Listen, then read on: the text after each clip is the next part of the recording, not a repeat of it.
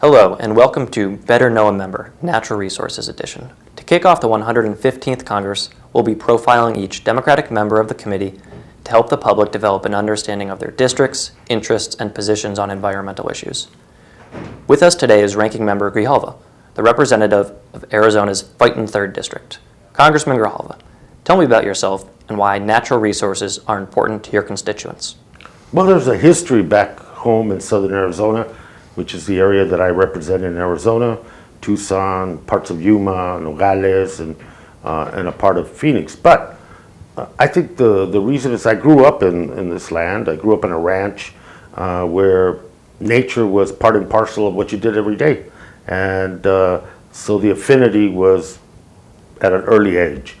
The affinity grew as I got older because we happened to have had the great fortune of having Stuart Udall, who then became Interior Secretary under Kennedy, as the first congressman representing that area. After him, Morris K. Udall, a legend on the issues of environment and public land, represented that district. And so now, it's my turn to be part of that lineage, politically speaking, and that's why I care very deeply about these issues and care very deeply about a special place in the world. That's the place I grew up and a place I live. When you're not in Washington, D.C., what opportunities exist in your district to interact with local parks, hiking trails, waterways, or other outdoor recreation facilities? We're blessed.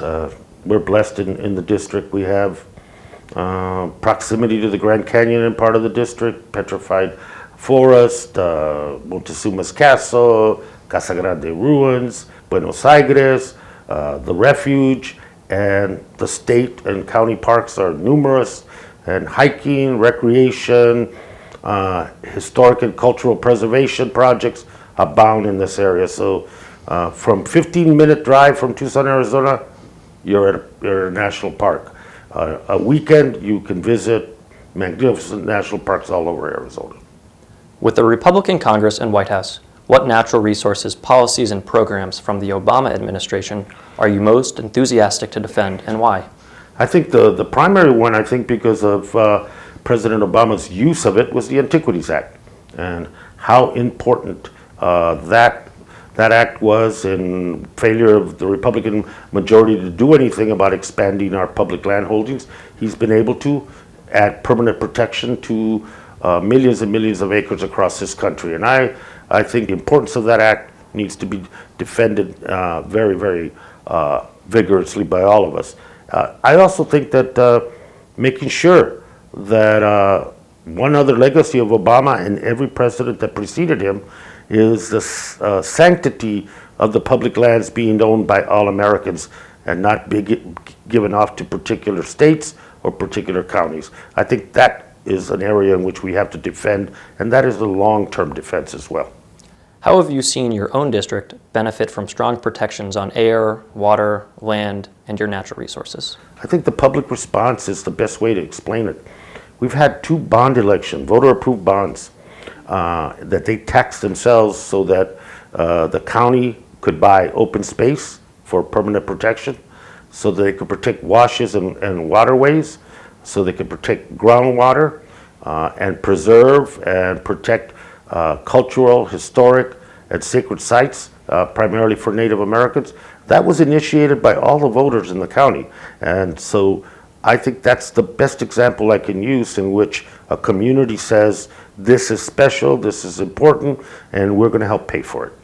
Republicans frequently refer to Democrats and our allies as, quote, radical and extreme environmentalists. Can you give us a few examples of some of the radical and extreme activities that you take part in to protect the environment?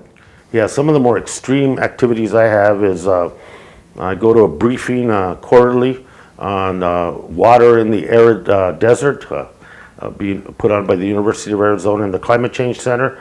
The other really extreme thing that I do is I meet with young people that for the first time are visiting a national park, talk to them about the importance, and talk to them about what they're going to see, and get to meet and encourage them to do that. That is a really extreme action on my part. And I think the other issue is having the opportunity to meet with individuals, to meet with groups, to talk about the importance of public lands. It is a constituency-based service that we do, and if that's categorized as extreme, I plead guilty. As we start the new Congress, what would you specifically ask of Chairman Rob Bishop and Speaker Paul Ryan? That when it comes to natural resources, let's let, for once, fact and science be a determining criteria for how we make decisions about our land, our water, our species, and our public lands. Let's allow that to drive that. I think it's also important that we not treat the natural resources as a expendable commodity, something that we can throw away and discard when we're done with it, which means that we have to look at our natural resources that all the taxpayers in this country own, not just as something we get out of it, but something we keep and preserve. If I could ask them for anything, it would let to be fact and science and be consistent with the historic policies of this country, bedrock laws that have protected these areas. But fact and science would be a great addition to how we make decisions in this Congress about our resources, our natural resources. Who could survive longer in the wilderness, you or our new president, Donald Trump? Oh, I think I would easily. First of all, I'm not used to room service. I don't do it every day. I don't have a butler. And I think I'd be able to start my own fire, seek shelter, and find water. I think those three are essential to survive in the wilderness, and I really think I would have the upper hand easily in that kind of a test. Ranking Member Grijalva, thank you for being with us today in our first installment of Better Know a Member, Natural Resources Edition. We'll be back next time with another Democratic member of the Committee on Natural Resources. Thank you.